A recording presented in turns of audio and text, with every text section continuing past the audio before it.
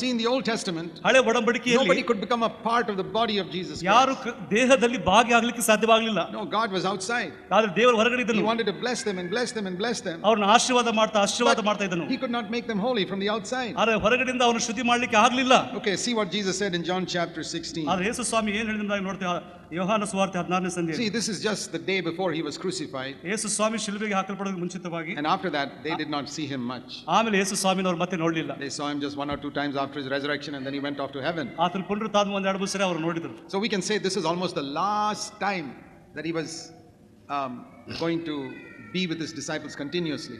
ಯೇಸು ಸ್ವಾಮಿ ಕೊನೆಯದಾಗಿ ಅವರೊಟ್ಟಿಗೆ ಇರುವಂತ ಕೊನೆಯ ದಿವಸಗಳು ನೋಡ್ತಾ. After that, after his resurrection, he saw them now and then. ಆದ್ರೆ ಪುನರುತ್ಥಾನ ಮೇಲೆ ಕೆಲವು ದಿವಸಗಳು ಆತನ ಬಂದು but he was not with them all the time. ಯಾವಾಗಲೂ ಅವರೊಟ್ಟಿಗೆ ಇರಲಿಲ್ಲ ಆತನು. So he was telling them, ಅವರಿಗೆ ಹೇಳ್ತಾ ಇದ್ರು, John 16 ಯೋಹಾನ 16 verse 7, 7ನೇ ವಚನ, I tell you the truth, it's good for you that I go away. ನಾನು ನಿಮಗೆ ಸತ್ಯವಾಗಿ ಹೇಳ್ತೀನಿ, ಕೇಳ್ರಿ, ನಾನು ಹೋಗುವುದು ನಿಮಗೆ ಹಿತಕರವಾಗಿದೆ. How can it be good for Jesus to go away? ಯೇಸು ಸ್ವಾಮಿ ಹೋಗುವಂತದ್ದು ಯಾಕೆ ಹಿತಕರವಾಗಿದೆ?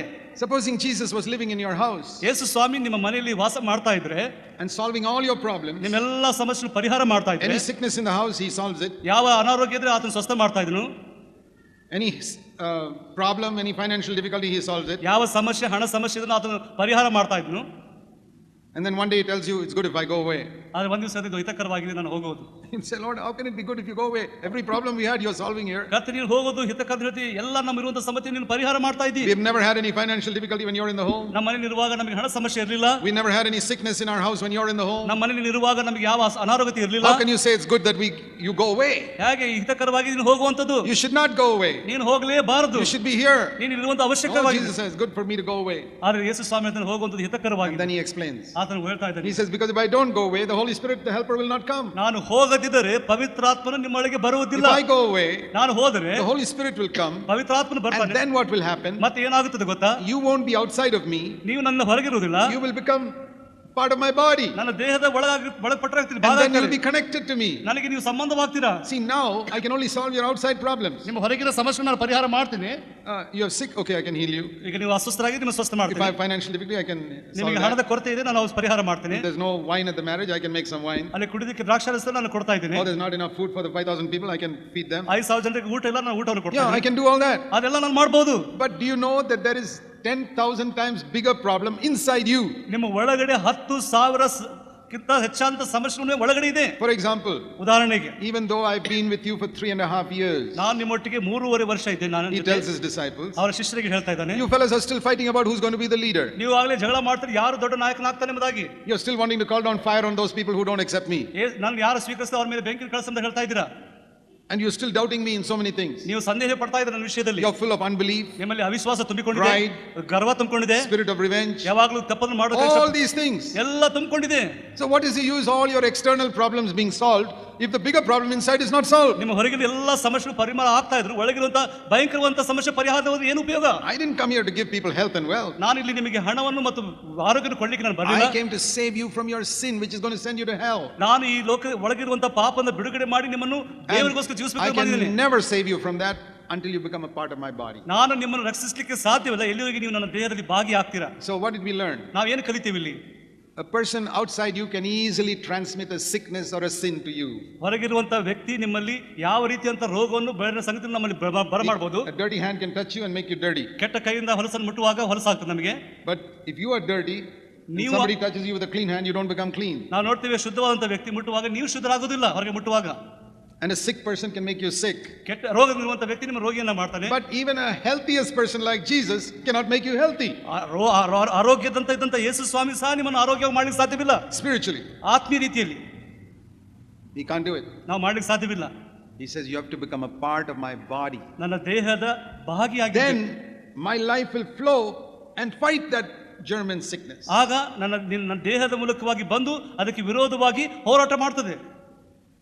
So that is why Jesus had to go away. ಅದಕ್ಕಾಗಿ ಯೇಸು ಸ್ವಾಮಿ ಹೋಗುವಂತದ್ದು ಅವಶ್ಯಕ. So that the Holy Spirit could come. ಪವಿತ್ರಾತ್ಮ ಬರಬಹುದು. And the most wonderful thing that the Holy Spirit does, ಬಹಳ ಆಶೀರ್ವಾದ ಸಂಗತಿ ಪವಿತ್ರಾತ್ಮ ಮಾಡ್ತಾನೆ, is not make us speak in tongues. ನಾವು ಅನ್ಯ ಭಾಷೆ ಮಾತನಾಡೋದಲ್ಲ. That's not the biggest thing. ಅದು ದೊಡ್ಡ ಸಂಗತಿ ಅಲ್ರಿ. He baptizes us into the body of Christ. ಆತನು ಕ್ರಿಸ್ತನ ದೇಹಕ್ಕೆ ನಮ್ಮನ್ನು ದೀಕ್ಷಾಸ್ನಾನ ಮಾಡ್ತಾನ್ರಿ. See 1 Corinthians chapter 12. 1 ಕೊರಿಂಥ 12ನೇ ಸಂಧಿ.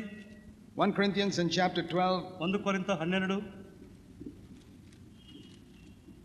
verse 13. 13ನೇ ವಚನ ನೋಡ್ತಾ ಇದ್ದೇವೆ. By one spirit we are baptized into one body. ಒಂದೇ ಆತ್ಮನಲ್ಲಿ ದೀಕ್ಷಾಸ್ನಾನ ಮಾಡಿಸಿಕೊಂಡು ಒಂದೇ ಆತ್ಮ ನಾವೆಲ್ಲರೂ ಪಾನವಾಗಿದ್ದೇವೆ. See, baptized means put into.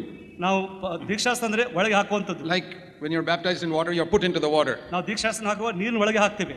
You're baptized in the Holy Spirit means you're dipped into the Holy Spirit. ನೀವು ಪವಿತ್ರಾತ್ಮನ ದೀಕ್ಷಾಸ್ನಾನ ಹೊಂದಿದ್ರೆ ಪವಿತ್ರಾತ್ಮ ತುಂಬಿಸಲ್ಪಡುವಂಥದ್ದು. Here it says baptized into one body. ಪವಿತ್ರ ಒಂದು ದೇಹಕ್ಕೆ ನೀವು ದೀಕ್ಷಾಸ್ನಾನ ಮಾಡ್ಕೊಳ್ತೀರಾ. That means ಅದರ ಅರ್ಥ ಏನಂದ್ರೆ the Holy Spirit puts you into the body of Christ. ಪವಿತ್ರಾತ್ಮನು ಕ್ರಿಸ್ತನ ದೇಹಕ್ಕೆ ನಮಗೆ ಒಳ ಹಾಕ್ತಾನೆ. Like when you were baptized in water, somebody put you into the water. ನೀವು ದೀಕ್ಷಾಸ್ನಾನ ತಗೊಳ್ಳೋ ಯಾರು ತಕೊಂಡು ನಿಮ್ಮ ನೀರಲ್ಲಿ ಹಾಕಿದ್ರು. Here it says the Holy Spirit puts you into the body of Christ. ಪವಿತ್ರಾತ್ಮನು ನಮ್ಮನ್ನು ತಕೊಂಡು ಕ್ರಿಸ್ತನ ದೇಹಕ್ಕೆ ನಮ್ಮನ್ನು So ಹಾಕ್ತಾನೆ. suddenly I become a part of the body of Christ. ಆಗ ಒಮ್ಮೆಲೆ ನಾನು ಕ್ರಿಸ್ತನ ದೇಹಕ್ಕೆ ಭಾಗಿ ಆಗ್ತೇನೆ. Before that, ಮೊದಲು ನಾನು Christ was outside me. ನಾನು ಹೊರಗಡೆ ಇದ್ದನು. Before the day of Pentecost, Pavithra ಪಂಚಾಶತ್ತ even after the resurrection, ಯೇಸು ಸ್ವಾಮಿ ಪುನರುತ್ಥಾನ Jesus was ಆದಮೇಲೆ outside. ಯೇಸು ಸ್ವಾಮಿ ಹೊರಗಡೆ ಇದ್ದನು. How do we know? ಹೇಗೆ ನಮ್ಗೆ ಗೊತ್ತು? These disciples were afraid. ಯಾಕಂದ್ರೆ ಶಿಷ್ಯರು Even ಹೆದರಿಕೊಂಡರು. after they saw Jesus, ಯೇಸು ಸ್ವಾಮಿ ನೋಡಿದ ಮೇಲೆ ಸಹ it says they still locked the doors because they were afraid of the Jews. ಅವರು ಕೀಲಿನ ಹಾಕೊಂಡು ಯಹೂದ ವಿಷಯ ಭಯ ಪಡ್ತಾ We ಇದ್ರು. better not tell anybody that Jesus has risen. ಯೇಸು ಸ್ವಾಮಿ ಎದ್ದಿದ್ದ ನಮ್ಮದಾಗಿ ಹೇಳೋದಕ್ಕಾಗಿ ಸಹ And ಭಯಪಟ್ಟರು. they lived inside those locked doors for 40 days. ಅದು ಮುಚ್ಚಲ್ಪಟ್ಟಂತ ಬಾಗಿಲ ಒಳಗಡೆ ಅವರು 40 ದಿವಸ ಇದ್ರು. Go out at night, see that nobody knew them, and like that they had to walk. ಹೊರಗಡೆ ರಾತ್ರಿ ಮಾತ್ರ ಹೊರಗಡೆ ಬಂದು ಯಾರು ಎಂಬುದಾಗಿ ನೋಡ್ತಾ ಹೋಗ್ತಾ Because the disciples of Jesus would also be killed. ಯಾಕಂದ್ರೆ ಯೇಸು ಸ್ವಾಮಿ ಶಿಷ್ಯರು ಸಹ They were ಕೊಲ್ಲಲ್ಪಡ್ತಾ afraid. ಇದ್ರು. ಯಾಕಂದ್ರೆ ಭಯ ಪಡ್ತಾ ಇದ್ರು. But on the day of Pentecost, ಆದ್ರೆ ಪಂಚಾಶತ್ಮದ suddenly the Holy Spirit came ಆ ಪವಿತ್ರಾತ್ಮ and ಬರುವಾಗ took these disciples ಈ ಶಿಷ್ಯರನ್ನು and ತಕೊಂಡು put them into the body of Christ. ಕ್ರಿಸ್ತನ ದೇಹಕ್ಕೆ ಒಳಪಡಿಸಿದನು. And that did not take, it was not a gradual process that took about 1 year or something. ಅದು ಒಂದು ವರ್ಷ ಸಮಯ ತಕೊಳ್ಳಿಲ್ಲ. ಅದು It didn't even take 24 hours. 24 ಸಾಸ Suddenly, one ಒಮ್ಮೆಲೆ They became the body of Christ. ಕ್ರಿಸ್ತನ ದೇಹಕ್ಕೆ ಒಳಪಟ್ಟರು. And suddenly the life of Christ started flowing into them. ಅವರ ಜೀವನದಲ್ಲಿ ಕ್ರಿಸ್ತನ ಜೀವಿತ ಹೋಗ್ಲಿಕ್ಕೆ ಪ್ರಾರಂಭವಾಯಿತು. And all their fear disappeared. ಅವರಿಗಂತೂ ಎಲ್ಲ ಭಯ ಹೊರಟು And ಹೋಯಿತು. they opened the door. ಎಲ್ಲ ಬಾಗಿಲನ್ನು They came ತೆರೆದ್ಬಿಟ್ರು. outside. ಅವರು ಹೊರಗೆ ಬಂದರು. And they started preaching the ಅವರು gospel. ಬೋಧನೆ ಪ್ರಾರಂಭ They were not ಮಾಡಿದರು. afraid anymore.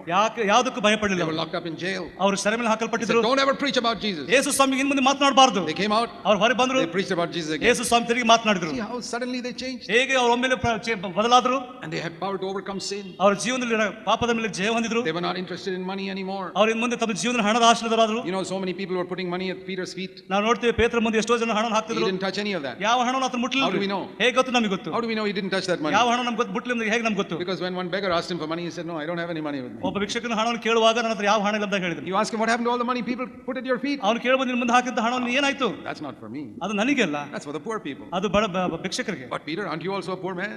ನೀನು ಸಹ ಬಡವನಲ್ವಾ? Yeah. But there are people poorer than me also. ಅವನು ಬಡವರಿದ್ದಾರೆ. So I give it to them. ಅವ್ರಿಗೆ ಕೊಟ್ಬಿಡ್ತೀನಿ ನಾನು.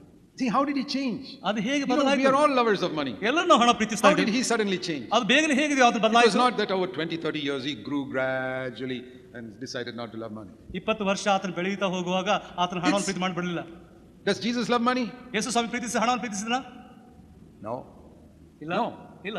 And Peter got baptized into the body of Christ. That's what happened. ಅದೇ ರೀತಿಯಾಗಿ ಪೇತ್ರನು ಸಹ ಪವಿತ್ರಾತ್ಮನ ಅಭಿಷೇಕವನ್ನು ಹೊಂದಿದನು, ದೀಕ್ಷಾಸನ ಮಾಡಿಸಿಕೊಂಡನು.